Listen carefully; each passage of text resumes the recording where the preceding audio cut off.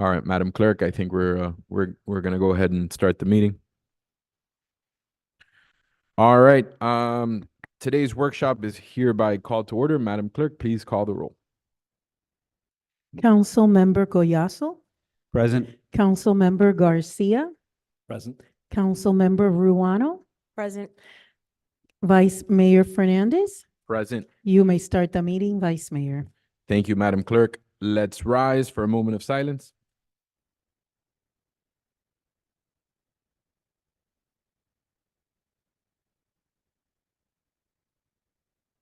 All right, let's face the flag for the Pledge of Allegiance by our town attorney, Mr. Raul Gustesa.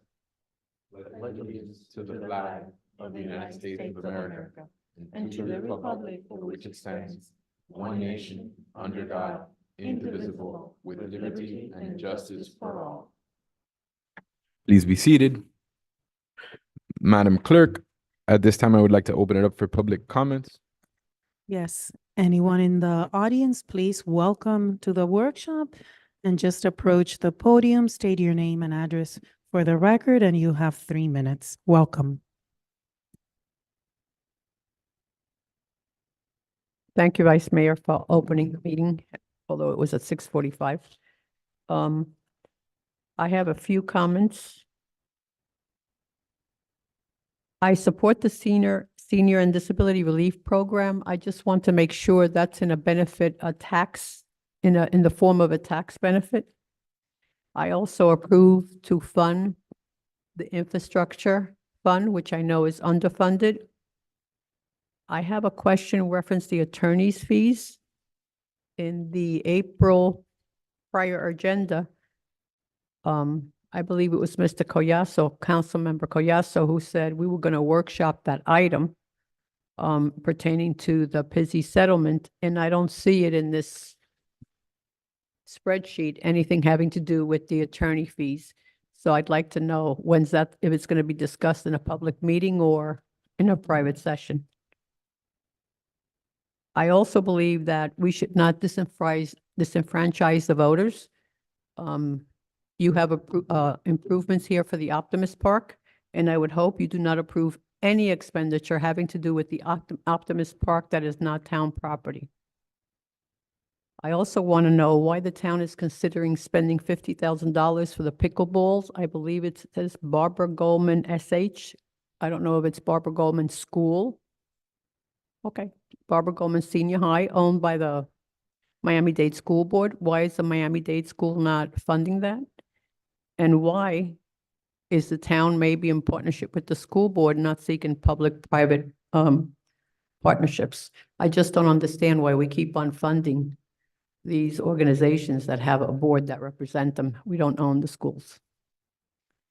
I oppose $150 to the police study. I was part of that ad hoc committee. There is no way that the combined property tax base or the franchise fees support our own police department. So that is just wasteful spending at this time. K-9 improvements, mini park phases 1, 2, 3. I think you should consider them for fiscal year 24-25. And I'm going to stress again, I've been stressing this since 2017, prior to Manager Peterman, back to the days of Alex Ray, that maybe we can all get educated on zero-based budgeting and start concentrating on the needs and not the wants of many people in this community and some elected officials. Thank you for giving me your time. Thank you, Vice Mayor. Thank you, Esther. Any other members of the public wishing to speak? Madam Clerk, is there anybody online wishing to speak? No participants online, Vice Mayor. All right, seeing none, public comments is closed. All right, Mr. Manager, would you like to Yeah, let break me, the ice? thank you, Vice Mayor. Let me kick this off. And what you have before you, everything that is above the black solid line on this spreadsheet are the same items that you saw at the carry forward amendment that was on the April agenda that was never heard. It never made it to it didn't receive a second, so it was never heard and considered. But everything that you see here is exactly what was on the carry forward item in first reading. The only thing that I've done is the items on the left-hand side, the administrative recommendations, I rearranged them, what I thought would be a little easier to read. And the items on the right-hand side, the council initiatives, the only thing is I did was, there's something that we've spoken about, is added townwide speed study. The installation of the speed humps, the number one thing that is holding that back is the speed studies that are required by the agreement that we have with Miami-Dade County. So Omar is in the process of obtaining a hard and fast number on what that would cost if we were to do a townwide speed study, so we don't do this nickel and dime one by one. The number that we have in here is not the final number. It's a best guess estimate, a professional estimate by Public Works on what that study could cost. So that is a placeholder. Once we do get the number that we've already asked for from the engineering firm, we'll bring that to your attention. But for now, that number is plugged in there. So that's the only thing that is different under the council initiatives. What I did, there are some things financially within the town that are still pending. They have not been decided, some within the legal world and so forth.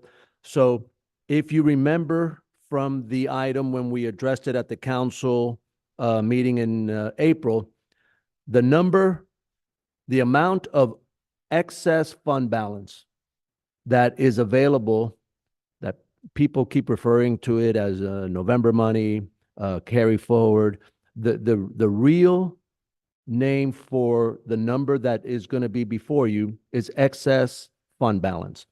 And the amount of that excess fund balance, after we've had an opportunity to allocate the franchise fee surplus, the amount of money that has to be allocated to the different committees, paying for the legal advertising that went up, the election cost, the projects that started last year, all of those items that we spoke about, the number that is available in excess fund balance at your disposal after all those other allocations is $1,486,148. Based on what I just told you, which there are some items that are still being decided and determined financially that may impact us financially, my recommendation to you that of that $1.486 million, that you consider allocating approximately $860,000 of that. Do not allocate the rest for now. Once you're going to have this before you in the month of May, there's going to be 2 readings. As you know, you'll have 2 opportunities to modify whatever you do on first reading. You'll have an opportunity to modify it for second reading. So what I did, based on, if you agree with my recommendation of only allocating approximately $860,000, what I did is I took items from the top sections, the 2 top sections that are above the black line, and I tried to put together a program below the black line that is in line with that number that I'm recommending that you allocate. These items in here are, I tried to do primarily infrastructure. Other than police, I tried to do primarily infrastructure items and infrastructure items that are items that we already have that we need to rehab or we need to maintain or things of that nature.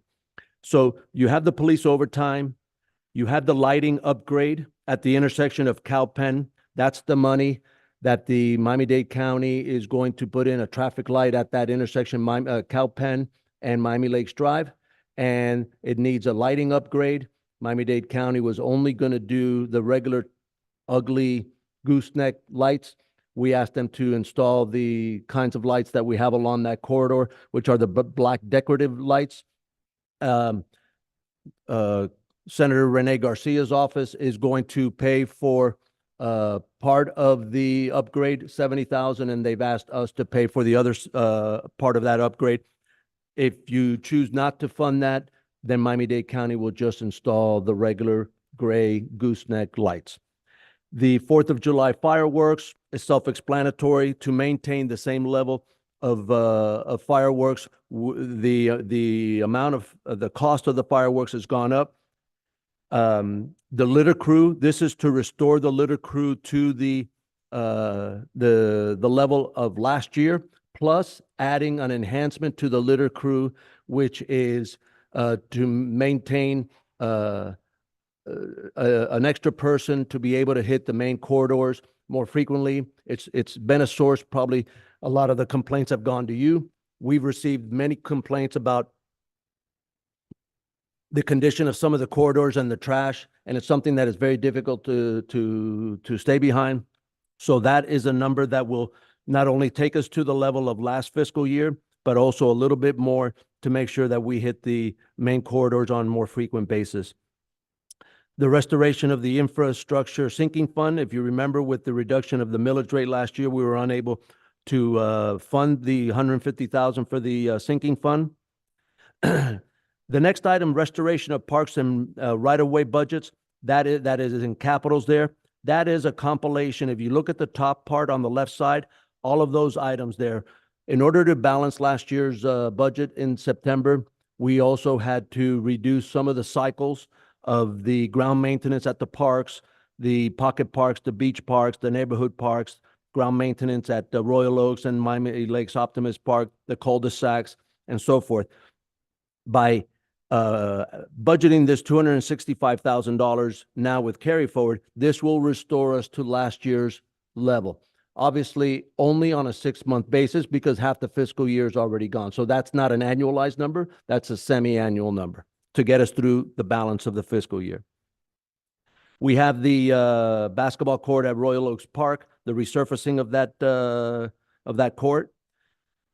From the council initiatives, the utility box beautification project, from last year, you had allocated $4,000 towards that project. We now have a hard and fast bid that the bid actually came in at $6,800. So we'd like the extra $2,800 so we can complete that project. The project's already been started with design and so forth. The Canine Cove improvements of $25,000. Veterans Park playground lighting of $15,000. And then the last item here is the mini park capital program. The number that you have on the top right-hand of the side of this spreadsheet is the total amount, which is $383,700. Jeremy and his team believes that they can do it in phases. And so this one here, $127,900 would be for the first phase. So it wouldn't cover every single one of the mini parks, but it'd be 1/3 of them. And then we'd be looking in the future for future allocations to complete that program. So the items on the bottom part of the black line total $859,851. This is what we believe from staff, what I believe would be reasonable items to fund with the excess fund balance. It's obviously, this is your decision and your program. This is my recommendation. So I wanted to put it here to initiate and get the conversation started. And obviously from here, the way I envision this working is at the next time that we meet, you'll have an ordinance before you, which was the same ordinance that was presented to you last time with a couple little tweaks, some of which I talked about already with the adding of the townwide speed study and the formatting of the administrative ones and so forth. But it'll be very close to this ordinance that you saw in April. And then from there, any projects that you want to fund from that excess fund balance, then it would be amendments that would be floated on the dais, on the floor, to be able to amend and take it from excess fund balance from the $1.486 million and then start allocating to some of these projects or any projects that you deem worthy as a council. So I wanted to kind of just set the stage and let you know and what you were looking at. And that bottom part is my recommendations from the items that are on the top. Through the chair. Councilman Collazo, you are recognized. Thank you. And I just have a couple questions about the individual line items. For instance, on the litter crew, you described that it was an enhancement to the service. Just on the restoration part, let's take out the enhancement. And that's, how much would that be? Omar, the litter crew, that came from your department. And again, I'm just looking at restoration of the previous service level. And while they get that information, I had another question with Mhm. regards to different items. And the reason I'm going through this exercise is I think I heard through public comments, and I'm almost certain for the vice mayor, it's going to be important as well, to restore the senior citizen disability relief program. So I'm trying to get to that magic number that you're hitting at 860. Mm-hmm. But at the same time, preserving some of those restoration levels. Right, service understood. levels. And that's why I said this is just a conversation starter. My list, I fully assumed that there were going to be changes and different conversations. And Melissa is ready to maintain a running tally to see how close we are to getting to that Well, let me ask my colleagues, are we all on the same page with restoring the senior citizen disability program? 100%. So then I think that's the first task at hand, trying to find 77 grand from that list is at least the one that I'm eyeballing. So I have an idea, and I'll recognize Councilmember Garcia in a second. But Jermaine, to that point, the lighting upgrade at Cowpen Road to upgrade those lights, is that something that could potentially be funded through the FPL franchise fee overage? Would it meet the criteria of that?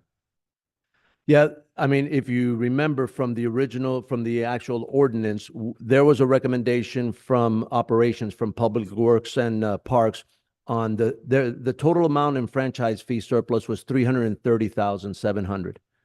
So that amount has to be allocated, and their recommendation was to allocate it a certain amount for tree trimming, a certain amount for sidewalk repair, a certain amount for street light repair, a certain amount for tree removal, a certain amount for tree planting. So anything that we use, like those 70,000 to fund that, then would have to come from one of these items, like, for instance, tree trimming or sidewalk repair. So yes, the answer to your question, 100% is yes. It's a qualified expense because the ordinance allows for, street lights. So this is street lights. So I believe that it would qualify. We just have to figure out from which of these other bullet points on the ordinance we'd take it from under that. Got it. No, I think that's good, because that, can give us some flexibility to move some stuff around from And there. if you want to do that, it's almost, that 70 is almost a even swap with the 77 from the senior program. We could come back to you at the next meeting with a recommendation on how to find the 77 out of the franchise fee surplus. Got it. And similarly to that question, the mini park capital program, do we have any park impact fees that could be used for that? No, all park impact fees are allocated to MLOP, right? There's no new. Open space, It's prohibited. but it doesn't qualify for an existing park. It's only to acquire new or enhance or to convert something to, it's for open space, two different pots within the park impact fees. Yeah, there's open space.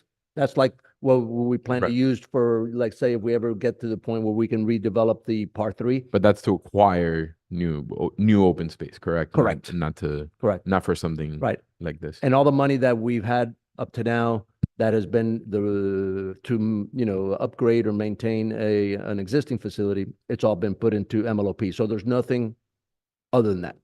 Got it. Do we know if we've generated any impact fees this fiscal year that maybe we didn't budget coming in? Do we? Okay. Councilman Garcia. Thank you very much. First of all, I want to thank the manager and the staff for putting this together. And I know it's a it's a difficult exercise, and we appreciate all the information you've given us and a quick turnaround. I just want to level set, to me, giving seniors relief, is a no-brainer. We have to do that. They deserve that. Just to get a mindset of my focus is the basics. To me, definitely infrastructure and the sidewalk repair, to me, is something that I always felt was lacking, and we need to me, focus on that as much as we can. And police overtime, of course, is something that I think we need to continue to focus on. It's been very successful. Details have been very successful. It reaps a lot of benefits. It keeps us safe. But we all know that police protection to our residents and infrastructure and our senior citizens. And I know it's a difficult year. But I think if my colleagues just keep that in mind, those basic infrastructures, the basics, to keep the basics front and center when we make our decisions. And I guess we can get into the weeds in a little bit, but I just wanted to open up with that. Thank you. Excellent. Thank you. Councilwoman Rano. Thank you, Vice Mayor. So I had a couple of questions with regards to the Canine Cove improvements. The Veterans Park playground lighting as well. I think that's self-explanatory, but with regards to the improvements to Canine Cove, in that $25,000 number, what are we looking at as far as improvements?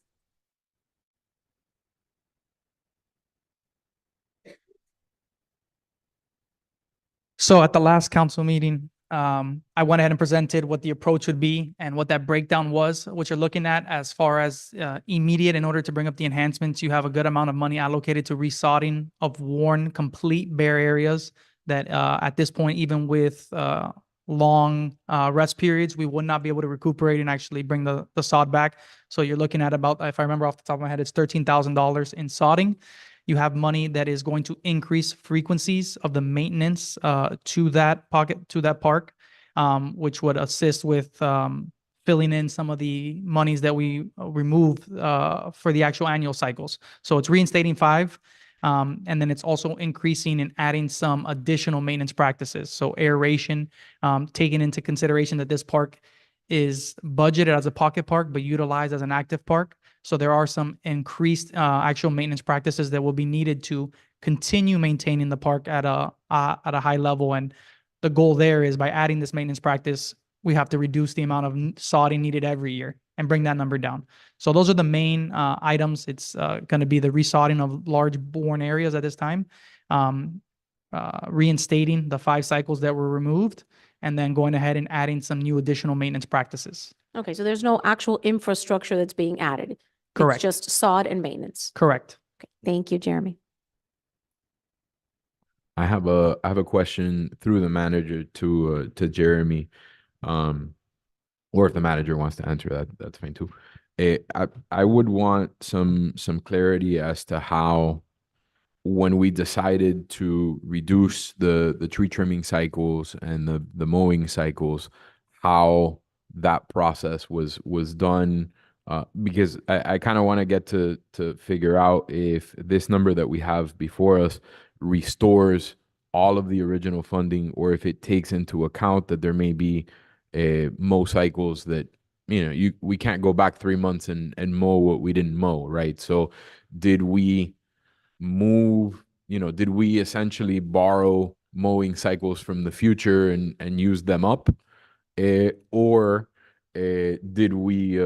No, you know. we were planning the first half of the year. We're done with cycles with the expectation that that's it. That's the money that we had for this fiscal year. So they were spacing them out throughout the year. What this would do would get us, and this is only for half. So in other words, if we had funded this from October, it would have been 265 times 2. So the first half of the year is gone. We're not going to, obviously, we're not asking you to fund the first half of the year. That you're right. It's in the past. We can't go back and mow something that happened months ago. So this is only to bring us to last year's level with the number of cycles that we did last year, but only for the second half of the year. Does that answer your question? It does. So then I'm assuming that when we and we can go back and look at the numbers, but when we cut the cycles, we cut, $530,000 total. More or less. So it's based off of if this were going to be approved if it was going to be approved in May and then issued for new work orders to start in June. So yes, it should be relatively close. It's not going to be an exact half, 6 months, because it does take into consideration of some maintenance practices have to be 2 times a year, and I can't increase it to 3. So it's an accurate reflection of what will be completed, restoring the original maintenance annual plan back to 100% for those remaining months. Yep, because when these numbers were formulated, remember that we originally were considering presenting first reading of carry forward to you in March.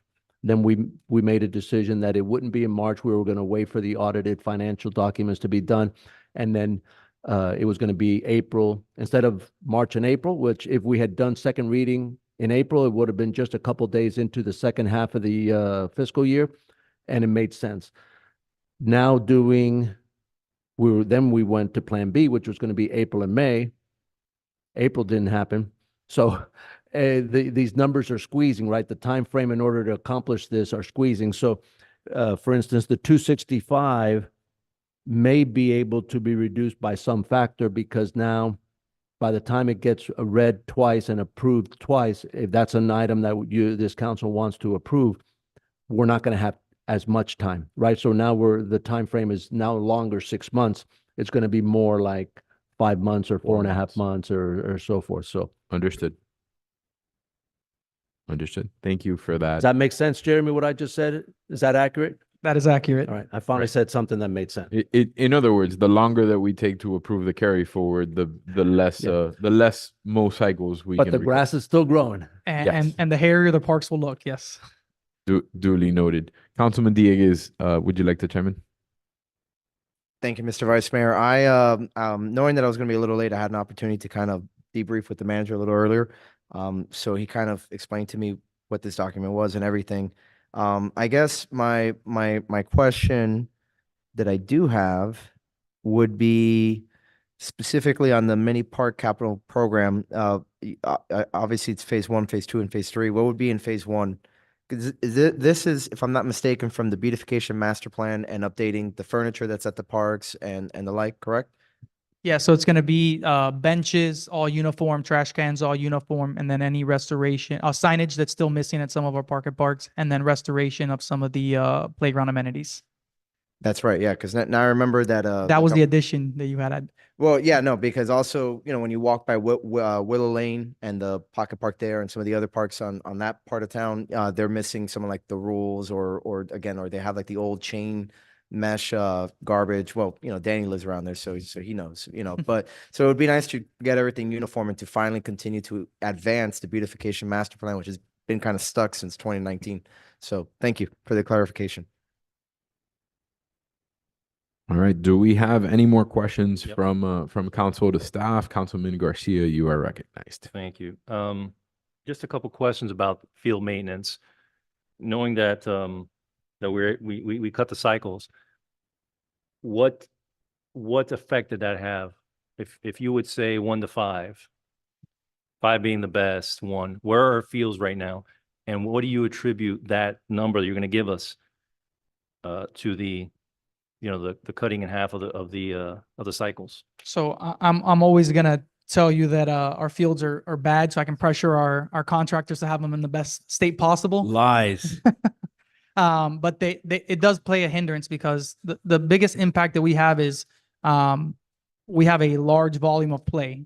We exceed sometimes what national standards would dictate as far as field hours of play allotted to any natural turf areas. So with the amount of play we have, these reduced cycles, some of the reduced maintenance actions are making it harder for us to maintain our level of standards. And that's where, as we get into the summer now and we get towards the end of seasons, areas that we would typically be able to maintain and restore, we may have to look in the future at resodding and something a little bit more potentially costly. Talk to me about what you did to mitigate, because I know your cycles are cut in half, so safety is first. So what are you doing to mitigate dense or anything that can cause, rolled ankles and things like that, packing in dirt or divots, sand. Yeah, Keep so it, especially for soccer. yeah, we're still keeping as far as safety and playable surface maintained, but it's not held to the standard that we've maintained the parks before. And it's going to also be a portion of that is aesthetics as well. Did you get feedback from any tournaments that came in from the outside? You talk about what their opinion was of the fields when it came to safety or anything like that. Did you get any feedback from either our current programs or people that came to play from outside fields that the field was at what level was the field? Did they feel was it what did it compared to fields? I haven't other been able towns. to survey directly. Overall, we still get a pretty acceptable level of service. But when we do consider hosting some of these pro teams like we have and working with the Shula or the Miami Lakes Hotel and so forth, that starts to become a little bit of an issue and bringing in some of these teams with the level of field maintenance and level of fields that we have currently. Okay, thank you, man. I appreciate your hard work. Question to the manager, the litter crew. Does that include this extra money for the litter crew? Does that include everything inside city limits? So even the sides of the highways, the 67th underpass, 154th underpass, if there's litter on the side? Yeah, we have But an they- agreement with FDOT to assist with that. FDOT does it too whenever they Yeah, they maintain that, but we do the lion's share of that. That's an area that is, I mean, we would have to have a litter crew there daily to make it impeccable, which is obviously the goal. But we do that everything within the town limits. And I'll wait for Councilmember Collazo to come back because I have an answer. He asked about the 66,000, and this may be somewhere where you may be going. The 66,000 to get us back to last year's level, which is 2 crews, 7 days a week, it would take $20,000. The other 46,000 for the balance of the year would be able to give us a 3rd crew 7 days a week. So that's the numbers. And obviously these numbers also, that was also formulated based on a March and April approval. As this has been delayed, this has been tweaked. And obviously if you say, well, we're not going to give you 60, but we're going to give you $50,000, we'll make that work because the 3rd crew we'll see how that fits, right? We'll see the 3rd crew won't be 7 days a week. Maybe we'll do the 3rd crew 4 days a week or those things are massageable. We can play with those numbers. So the dollars could dictate the frequency of how often we'd have that 3rd crew. yeah. The reason I ask is there's been a lot of, residents have sent pictures and seen during the fence, it gets, the wind blows and that all the dirt, all the litter gets added. It doesn't look very appealing. Now I know we spoke in the past about working with FDOT for the town to work with them to keep 67th underpass, at an acceptable level, right? I don't see these numbers here in council initiatives. Is there, what was that final cost, in the contract that they wanted us to agree to? Yeah, I mean, the proposal that they floated to us via email was that they would bring it up to some level. They would pressure wash everything that can. The underside cannot be pressure washed because they say that it would affect the integrity of the concrete, but they would pressure wash everything, paint certain surfaces, all the vertical surfaces and so forth. And then from that point forward, we would be responsible. What was the annual amount, Omar? Was it? Yeah. While he's looking, the litter part of it though, remember we called them and they came out and they cleaned out a lot of stuff.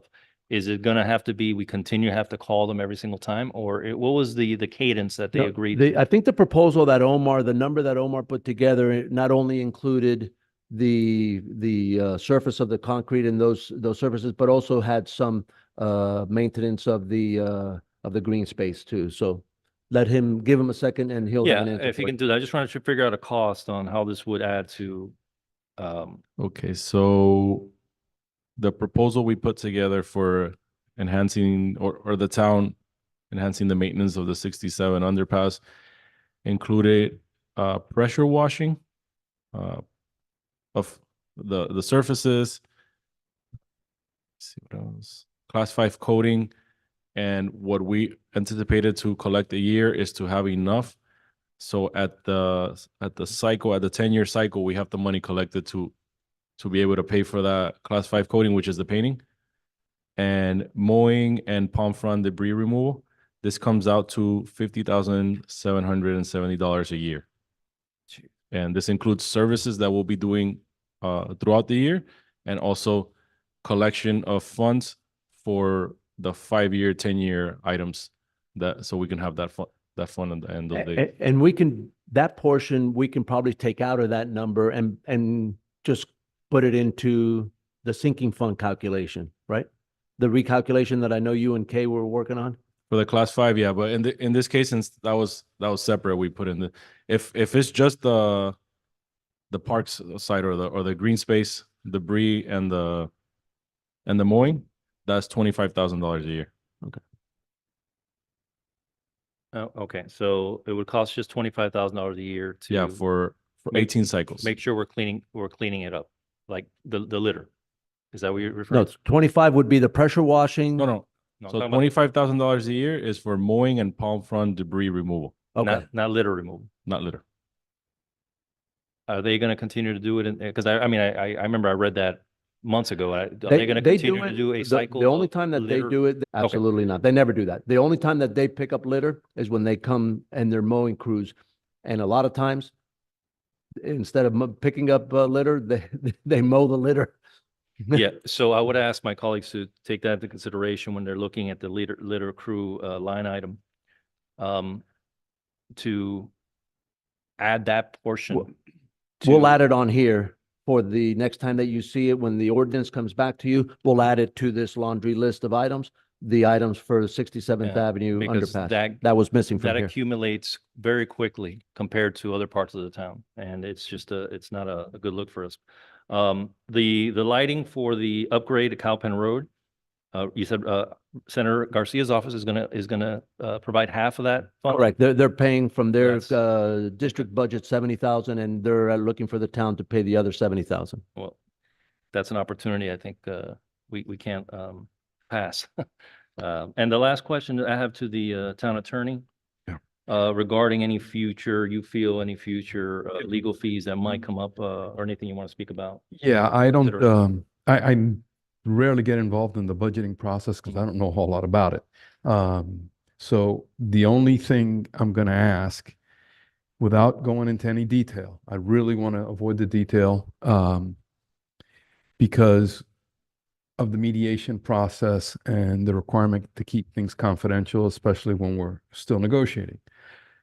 I've discussed with each one of you the reasons why I'm asking for this money, and I've received your opinions and respect them. But I really think you need to set aside $625,000 in the 24 budget for a potential settlement. Now, I don't want to mislead anybody into thinking that that is the settlement figure. The settlement figure will likely be much more than that and have to be broken up into pieces. But I do need you to set aside that amount, because I think we are very close to something. But I'd like to do, and now that we're here, I would like to do an executive session as soon as right after the next council person is elected, whenever that is. I know it's April 30th. I don't know when that council person takes office. I think there's a period of time. But I do want to have an executive session after that one more time. But I really would request that you set aside $625,000 in this budget for that. They So can't vote I'm on gonna- that tonight, though. No. Right, yeah, No. I was going No. to make that very same point, just for the benefit of some of those that might be watching tonight. And by no means do I have unanimity. Duly noted. And so I wanted to put that point on the record, that tonight we are asking questions of staff and having conversations amongst each other to decide which items we want to prioritize as part of this budget process. But by no means are we making any formal decisions, nor can any action be taken at tonight's workshop. It is a workshop. So I just wanted to Sure. put that on the record. Thank you. And Councilman Dieguez, you are recognized. Thank you, Mr. Vice Mayor. So Raul, is it really necessary to have another executive session? I just feel though that whoever the new council member is, that you'll be able to brief them perfectly adequately, without having to get everybody together again. I feel like we've already had like at least- In order to reserve the right to have a session, I have to ask for it. Do I want to ask for it? No, they are no fun, especially in this matter. So you're just reserving your rights? Exactly. Okay, But when the new understood. council person is elected, I will brief them. It will be the first thing that they probably hear. Understood. As far as their duties up here and everything else, and they will be briefed thoroughly on my recommendations and things like that, and they will be brought up to speed on everything that's been done. And then I've told all of you what my plans are after that, and we'll go from there. I hate to be so vague, but I am purposefully being vague. That's fine, but I Yeah. think I speak for all of us when I say we just don't want to have meetings to have meetings. Yes, they're no fun. Very good. Councilwoman Toronto, would you like another opportunity to ask questions? Councilman Collazo? I'll let Councilwoman Rana go first. And... No, I don't think she. Oh, okay. Nope. Yeah, no, the only question that I got asked right now, I guess somebody's watching the meeting, is the lighting upgrade to Cowpen Road. If it's just one intersection and we're paying the difference or the balance in the lights, that's 140,000 total. It seemed a little large, right? For especially just to I guess upgrade the aesthetic of the light. No. I'm in agreement with that it should be done, but how did they get to that number? Yeah, it's a number that was provided, Omar, by Miami-Dade County, right? They're the ones who provided Yes, that 140. And what it is they're going to put a traffic signal at that intersection. So the approach into the intersection from both sides, actually probably from all three sides, it's a three-way intersection. They have to add more lights. So they could add the lights that are necessary. They can put, now remember that the larger gray ugly gooseneck lights, they probably have to do fewer of them.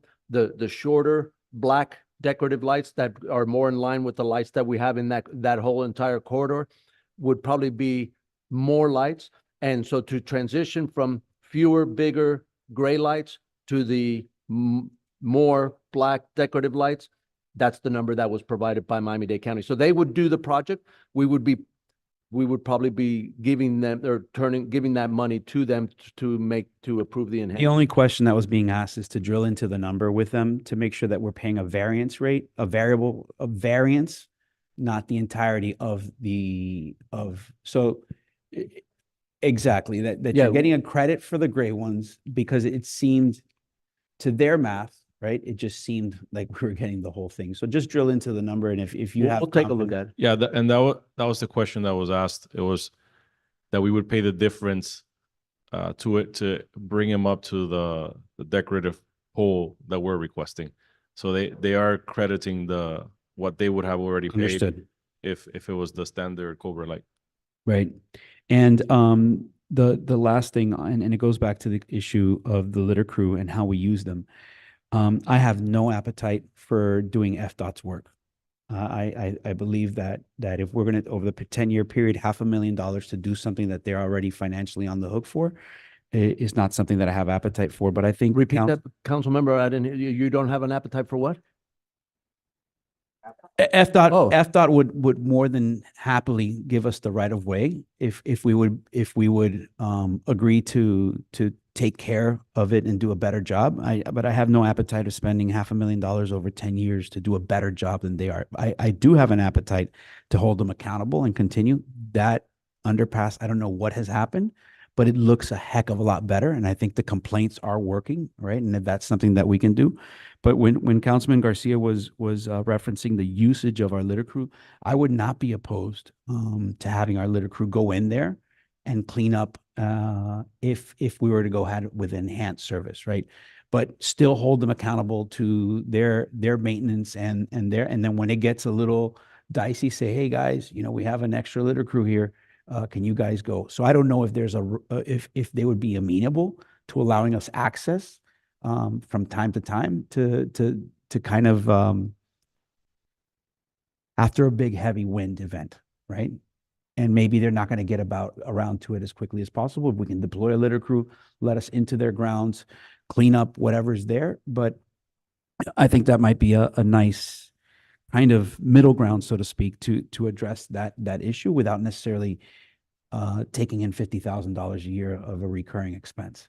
So that's where I was going through. I don't know. I know, Councilman Garcia, you've been a big champion of that whole underpass and taking it on. I don't necessarily want to take on that $50,000 burden right now, but I think that might be a way to address the concern. And I live in the area. I've seen the improvement, but I've also seen what he's talking about from time to time.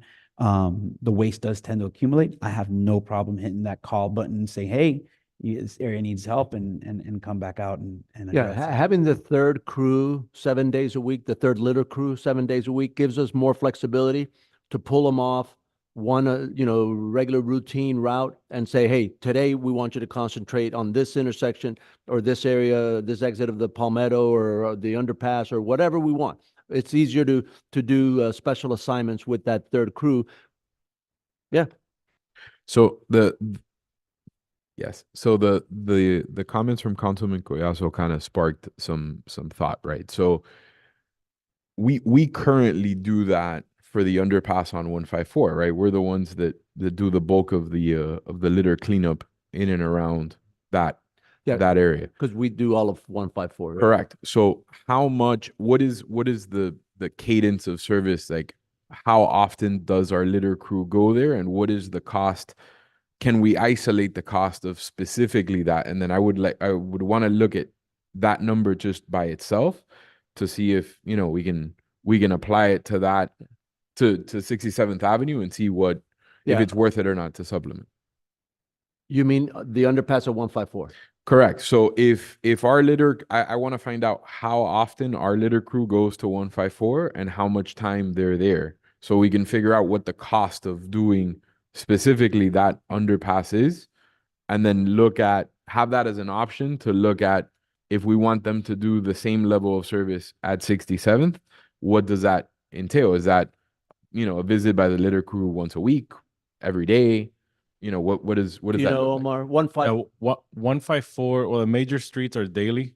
The unique part of 154 is that is the major crossing. So anytime they're on a call going from one side to the other, they just happen to pass by there, and if they see something, they do pick it up. 67, on the other hand, it's on the outskirts, and the perimeter roads, we would do that preferably once a week, as long as we're on cycle. If we have to break off a cycle, that may reduce. So that area does not get as many visits as 154 regularly does. So can we get a cost to visit that underpass once a week and potentially add that to our enhanced litter? We'll review that. and then Yeah, provide it. because we've never had the three crews. So if you Right. fund the three crews 7 days a week, we'll That have would to give sit us- and yeah. strategize with SFM and say, okay, what's the best deployment of this third crew?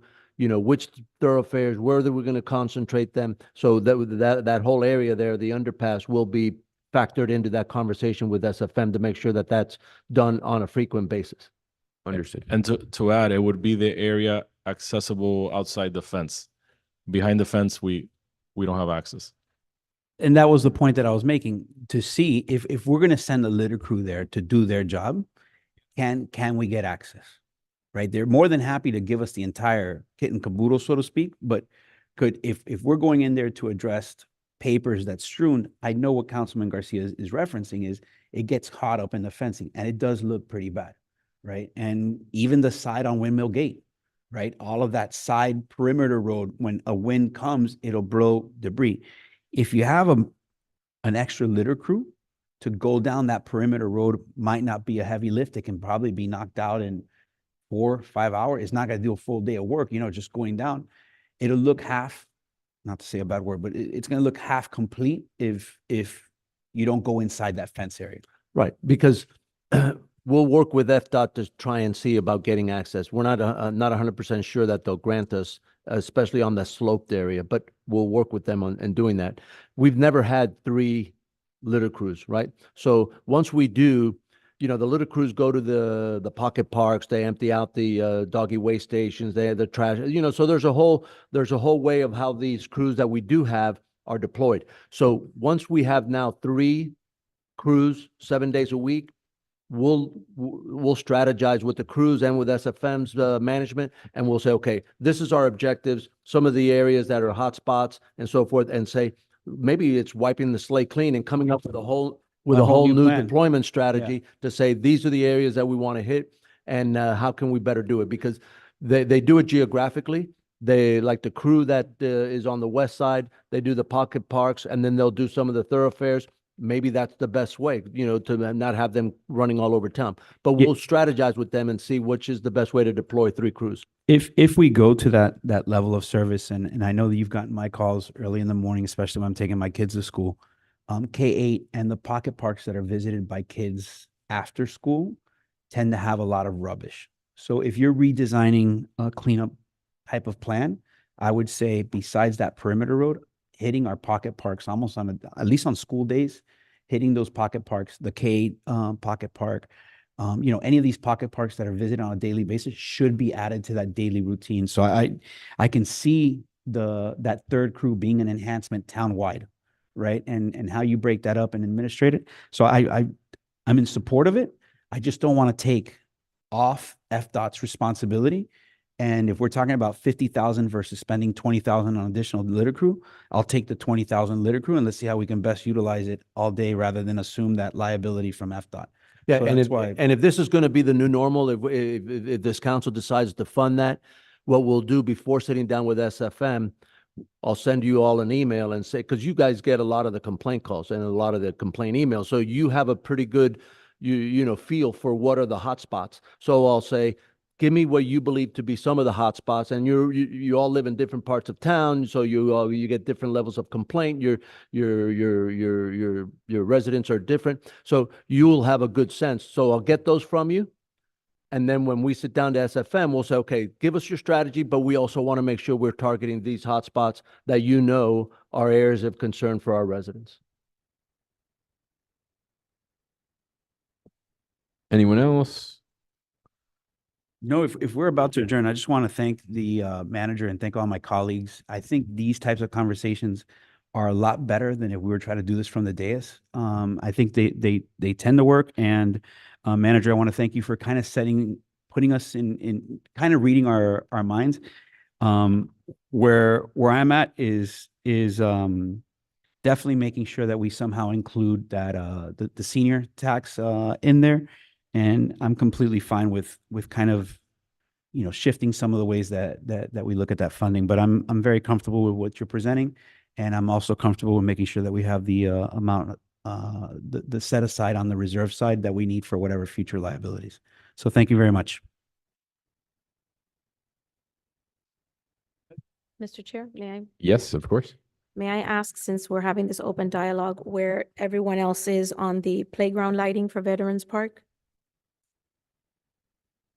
I know that we're looking for funding to be able to reinstate the senior citizen and disability relief program.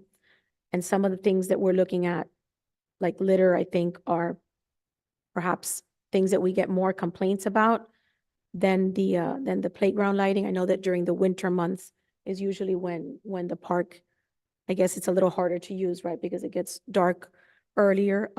That's something, and that's why I asked about the Canine Cove improvements. I thought it was infrastructure improvements, like the lighting to the playground. I think that these are both lines that I'm willing to sacrifice in exchange for the litter crew and the senior program. So at your request, I will put my thoughts on the record. Those are probably the 2 line items out of the manager's recommendation that I'm most comfortable with eliminating in favor of either the senior rebate or something else.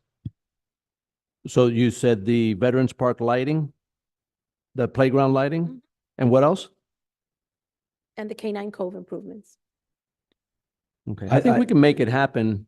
I mean, some of the, if you were to take the recommendations that I gave you below the dark black line, and you said you'd rather fund the senior center or the senior citizen relief program, with reallocating some of the money that was earmarked from the FPNL franchise fee to the lighting project on Calpen, with a couple other tweaks, I think we can get I there. was gonna tell you, I thought that was the solution, the reallocating of Yeah, the. because Yeah, but- they're the FPL $7,000 apart, so. Right, but we did say that the reallocation would then sacrifice sidewalks. No, I don't know that yet. Okay. Let me talk to Parks and Public Works, and then I'll come back to you with a revised recommendation on what would be the least painful. Right, I just don't want to sacrifice some infrastructure improvements. that No, we I need. understand, understood. But some of the things are more able to be deferred till next fiscal year that the pain won't be felt as much. And I'm not talking about sidewalks and things of that Oh. nature that are Okay, that are more urgent. thank you. Anyone else? Yes, I'd like to make a motion to reopen public comments. I heard Cody Colazzo had public comments for the record. And I, I'll second that. We have a motion and a second. just kidding, just Ah. kidding. Motion withdrawn, Motion withdrawn. Seeing no other of my colleagues wishing to speak, meeting is adjourned. Go Heat.